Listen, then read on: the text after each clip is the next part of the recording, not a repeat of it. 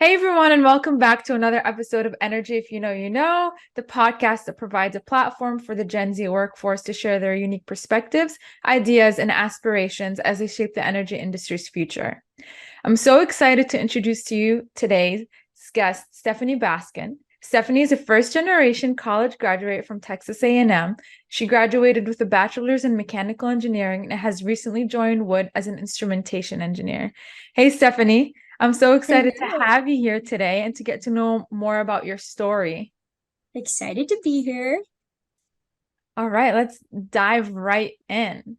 I want you to share with us your journey from being a first generation college student to becoming an instrumentation engineer and what inspired you to pursue engineering. Okay, so the first generation college student part, it was a little intimidating because I did have to find all the paperwork and everything that you need before going into college. So that was a little hill I had to go through. But I knew that at the end of that hill, I was able to then pursue a wonderful career. I chose engineering and I chose mechanical specifically because I knew it was the most broad. So I could do more things with it, and I could go into basically most industries. So it later on down the road, if I figured that I really wanted to go into the aerospace industry or the oil and gas or even like semiconductor, I knew that that degree was able to take me there. Okay, So that was really nice. that's awesome. So you didn't really have an idea and wanting to go into the energy industry at first. All Correct. right. Well, we'll get to how you got into the energy industry later on. Yes. Yes, Um, we will. but I want to ask you, we all know that choosing a major in college can be a daunting task, and you always knew that you love math and science, and you enjoy solving solutions. I mean, finding solutions to problems. Um, but you didn't start off with mechanical engineering. You started off with business instead. So can you tell us what that process was like and why you chose business before you went into engineering, even though you knew that's what you actually liked? Yes. So I remember my senior year of high school, I knew I wanted to do engineering. But during the application process, since I got kind of overloaded with having to apply to the college, it kind of made me feel like applying to engineering school on top of that was going to be a little difficult. And so I just kind of put myself in a box and I was just thinking there will be a lot of people that are smarter than me. There will be a lot of people that would be better engineers than I. And so that kind of made me just go into business because of the fact that I do love talking to people and I love making connections. So I realized that business was probably going to be a really great career for me. But I still had that small passion for math, science, and physics. And I really wanted to kind of show that and use that later on.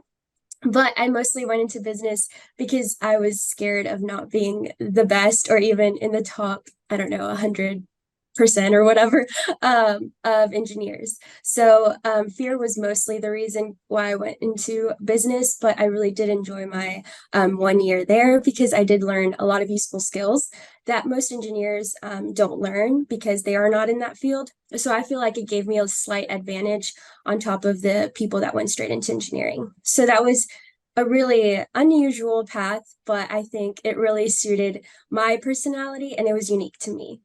I love that. That was very unique to you.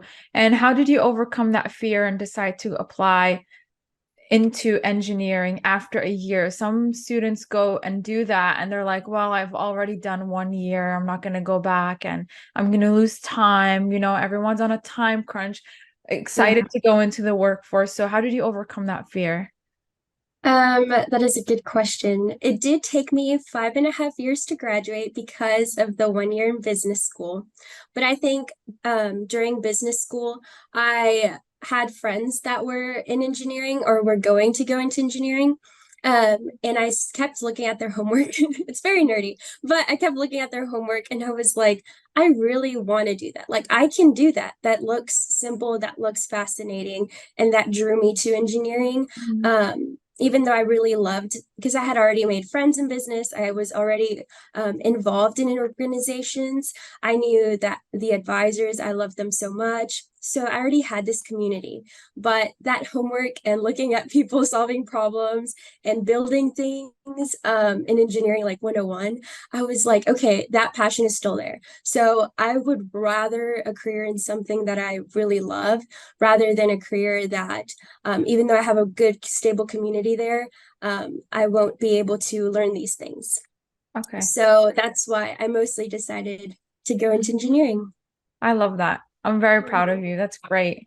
Thank you. If you could give one piece of advice to other first generation college students who aspire to become engineers or who are let back at because of fear and are scared to actually enter that world because they think they won't be in the top 100, as you said, what would that be? What would that piece of advice be?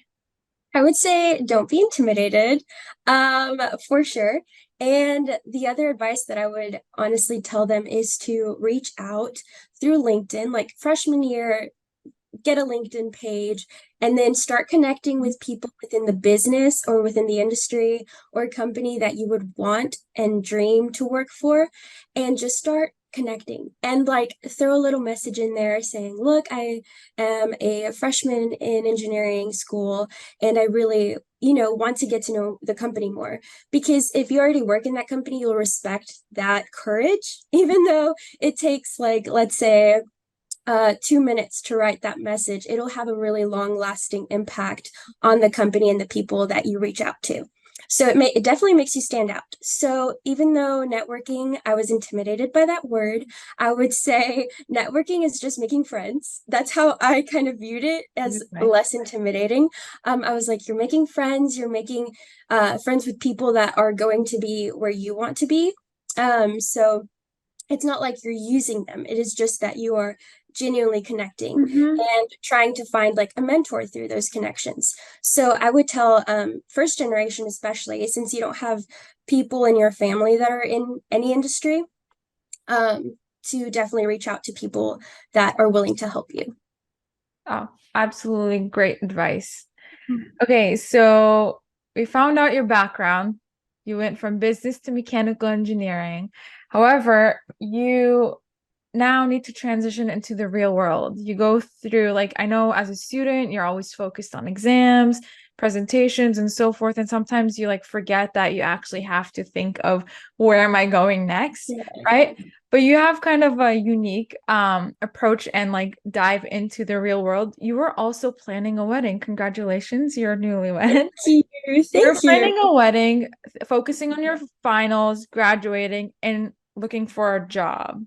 So, Yes. and Oh, I know all of that is very hard to balance, and you had many significant life changes going on. So I wanted to ask you, how did these personal milestones, they are significant milestones, influence your decision-making process when it came to choosing a company?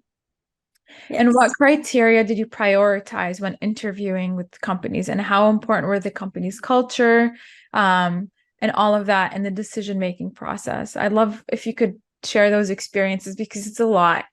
Yes. So, advice I would give to people is to not just go with a company name. So, don't really cling on to that while you're going through job searching. Definitely look at your life situation that you are currently in, whether it be recently engaged, recently married, single, want to travel, want to stay home. Definitely consider those outside factors because they will contribute to your work life kind of situation. So when I was going through all of that and planning a wedding and graduating and all of the fun stuff, I was just looking for a company that I was able to have a really great work-life balance because I knew that was going to be important in my upcoming marriage. I really wanted to be a great, I didn't want to be super stressed out when I first started a marriage. So I looked for a company that was able to provide that work-life balance. So if a company during an interview said, we're expecting you to work 60 plus hours, I knew that company wasn't for me or wasn't for me in that situation. Maybe for other people, but not for me. So even though like the company name would be great on your resume, it wasn't worth my mental stability and mental health to just put myself in that situation when it wasn't going to be uh, it wasn't going to bring any value to my current, things that I prioritize. So that was very special thing that I was looking for in a company.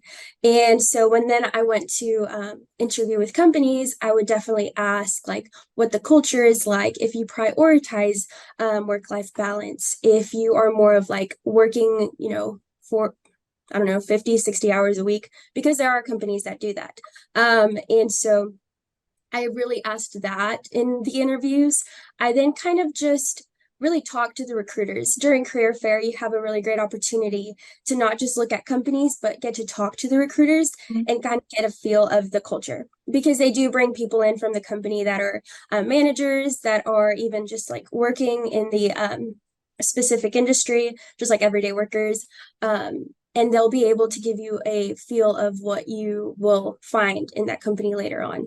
So definitely pay attention to that when making a choice to join a company because it's not just the name, it is the entire culture. Because when you go to work, you're not going to just look at the name and, smile and say hi. You're going to look at the coworkers, your managers, the people that are in upper management and say, wow, like you're going to say hi to them, Mhm. So that definitely was the big um, contribution to what I was looking for in a company. That's great. So it seems like you had a combination of self-awareness. You knew what you wanted, you knew where you were headed and what you Mhm. wanted in the next year, year or two. And you also Yes, combined that with really understanding what culture would suit that. And it seems like you did some of interviewing yourself. You interviewed the yes, companies yourself and just kind of understood like what you were getting yourself into. Whereas I feel like sometimes students could get carried away with the name and like being stressed about being interviewed themselves or and yes. forgetting all about the culture. So that's great that you approached it with like a lot of self-awareness and knew what you wanted. So that's And awesome. Yeah. I would also add that I wasn't able to do that just by myself. I had a wonderful fiance at the time, husband now, that was able to then kind of help me examine what I wanted. Okay. So if someone or a student is in like a community and has friends, they're able to then talk to them because you can kind of just see yourself better through Okay. people that you like study with or hang out with. So it's really difficult to do it by yourself, but definitely be surrounded by people that get to see that in you. Yeah. Community, a sounding board, a supportive partner, whatever that looks Yes. like for you. So yeah. Yes. All right. That's great. Um, Okay, one another question I have is how did you maintain motivation during that stressful time and Mhm. self-confidence, especially throughout the job search process? Because I'm pretty sure you've interviewed a lot.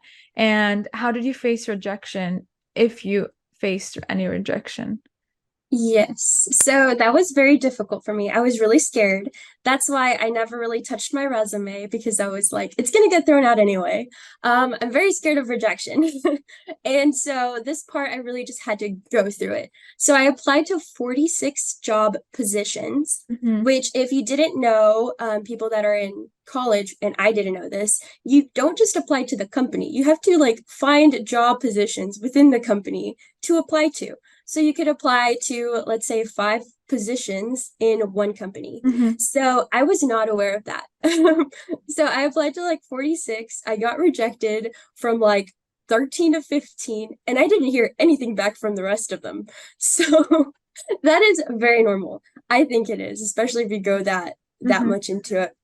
But what really helped was doing that in bulk. So like applying to 15 jobs and then getting rejected from 9, and an interview from like 1. And that kind of just helped lessen the pain of the rejection because you're like just throwing it out there and seeing if one sticks. That really helped me with the rejection feeling, as opposed to if you just apply to one, get rejected, and then keep doing it Hmm. one by one. So definitely do it in chunks. So you're like, I don't even remember applying to that company. But okay. And it's funny because I'm still getting rejection emails now, even though I Wow. applied a year ago. So that's very common. You're not awful, you're not bad. It's just not a fit. And that is okay. There's more other jobs that will take you. Like, don't get just bogged down by that one rejection. There will be 17 more. Don't worry. And then I think that was just the main, oh, motivation. Right. So I think my motivation was just basically knowing, kind of having that faith of knowing there will be a job. And if not, just keep looking. It's really simple and it's easy said, but it's the perseverance and the having to that will show off in your work as well once you do get a job because it just gives you that much more grit. Okay. I like that Mm-hmm. perseverance. Mm-hmm. Perseverance and faith that you will get a job. Right. Yes. So is that the advice you'd give Gen Z graduates entering the workforce right now? And yeah, okay. I would definitely Yeah. say that and Okay. look for a company that you want to work for. Okay. Several positions within that company. Yes, I did not know that. I was so shocked. I was like, I thought it was just a button to apply to any company, but no, it was every single, and it's not even just that, it's locations. Yeah, that's true. It is It location. gets, yes. That's great. So now transitioning from the academic world to the professional world, as a recent graduate, that could also be very overwhelming. Could you tell us what your initial expectations were entering the workforce and how have they evolved? That is a big change. And I think now working in the same company for like 9 months, I'm just now realizing what the difference is. So at first, just because you get so used to it in college is a right answer, both in exams and quizzes. So you're always looking for that right answer and it gets checked like yes or no, right? So it's for a grade. In the industry, it's more of a like a team effort into getting your work done correctly. So it's a lot of trial and errors, and you're going to make mistakes. Like that is not a question about it. You will make mistakes. The thing that you want is if you make a mistake to be surrounded by people that are able to then, first of all, correct that mistake and then teach you how not to make it again and have that support. And instead of judgment and criticality, Okay. instead of being critical, they're able to have like the patience to teach you and kind of keep you motivated through every mistake that you make. Not saying go to your work and just keep making mistakes, like obviously learn from them, but because you are new, you don't know everything and you can't know everything in a week or even in 6 months. But from those mistakes, just keep an account of how you solve them, like what they were, how you solve them, who to go to help or for Mhm. help for later on when there's a new let's say for my position instrumentation engineer, he just came in, she just came in, I'm able to kind of tell them like here are my mistakes, don't make them, Mhm. keep account of them so you can help the ones that are coming after you. But definitely you will make mistakes. It's not just 189, it's not graded, but don't be hard on yourself. I was because I wanted everything to be perfect and because my job does require very detail oriented work.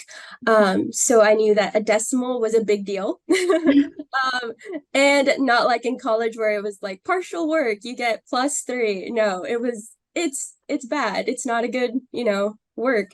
So I was really hard on myself, but now I'm like, okay, it's just reworking. And that'll be most jobs when Okay, you're just starting. that's true. And Mhm. I'd like to ask you about mentorship. So you mentioned going and asking for help. And prior to this conversation, you had a conversation and you mentioned something you want to be poured into. So you looked for a culture where you could be poured into meaning to learn, to Mhm. be given that advice or to be or for someone to pass on their mistakes and their learning lessons to you. So how do you think mentorship can bridge the gap between what's learned in college and what's needed in the real world? Yes, so having a mentor, I was also scared of that because I was thinking they were going to judge me or think I'm weird for reaching out or what does she want to do? What does she want to talk about? But no, now that I'm in the workforce, I would love to be a mentor to people and just kind of teach them from what I've learned in the recent 9 months. But you do learn a lot in those months, just letting you know. But having a mentor is really important because they're able to not only kind of speak for you in whenever you get, more advanced in your career, but at the stage that you're in, they're able to kind of tell you and give you advice on what your next move should be. Kind of give you advice on even your life. Like if you have different life events that are happening, how to best handle that. They're just amazing. I would tell everyone to get a mentor. And honestly, don't make it superficial. It's very genuine. So if you don't connect with someone, just, kind of close it and just find someone whose like personality you match with, whose kind of energy kind of vibe with. And that will be the best person because then you're able to not like see them like a mentor slash friend, a professional friend. And they're able to just Yeah, help you through your career. I agree. And a mentor should be like a friend, like a best friend. Like you should find the right fit. Not every person can be the right fit for you or the right mentor. So I'm glad that you touched on that. Hmm. And finally, before we go into our rapid fire questions, I wanted to ask you if you could go back in time and give advice to the Stephanie that was about to go to college, what would you tell her?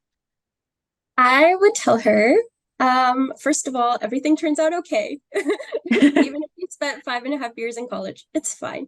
But anyway, I would tell her to not be intimidated by those around you, but rather focus on the inner qualities that you bring to the table that are unique to you. So that can apply to absolutely everyone. Everyone has very unique abilities, unique skills that makes them them, and to not just kind of focus on the technical like work, GPA, college, but rather really start growing those skills, innate skills that you have that will definitely separate you in the workforce from everyone else. So I would just give that word of encouragement to those that don't have maybe the best GPA, kind of struggle in taking exams and quizzes, Mhm. um, to just kind of focus on those skills that you have. Yeah, I love that. Great advice. Yeah. All Thank right. you. So again, to end the podcast, I have a series of 5 rapid fire questions that are structured with this or that, and I'll need you to answer either or. So are you ready? Okay. All right. Would you rather work on a team project or take on individual challenge to enhance your skills? I like working in a group. Okay. Yes. Embracing a work-life balance or dedicating extra time to career development? Work-life balance. Okay. Flexible work hours or fixed 9 to 5 schedule? I like a fixed 9 to 5. I like structure. All right. Do you see yourself in a leadership role or have specialized expertise? I enjoy talking a lot. And so I would definitely do more of the management portion of it. Okay, great. Would you rather mentorship from a senior executive or peer mentorship? Ooh. And you could Ooh, elaborate. You could this is elaborate on, difficult. yeah. So I'd say mentor from a peer mentor, just because you're going through the same things and kind of the same, mostly age range. But I would definitely ask and reach out to the senior. So just kind of, but peer mentor would be ideal in my position. In your position. That's great and fascinating that you touched on that because I feel like it depends on where you are in your career, is when you Mhm. would ask for senior executive mentorship or just peer mentorship. So Right. that's great. All right. That's all I have. Oh, Stephanie, this has been a pleasure. And if you want to thank know you. more of what a day in the life of an instrumentation engineer looks like, go look her episode up on flippingthebarrel.com. You can know more. And you can also connect with her on LinkedIn. Both links will be in the show notes. This has been really fun. Thank you so much. And I'll catch you on the next one. Thank you, Stephanie. Bye. Thank you all.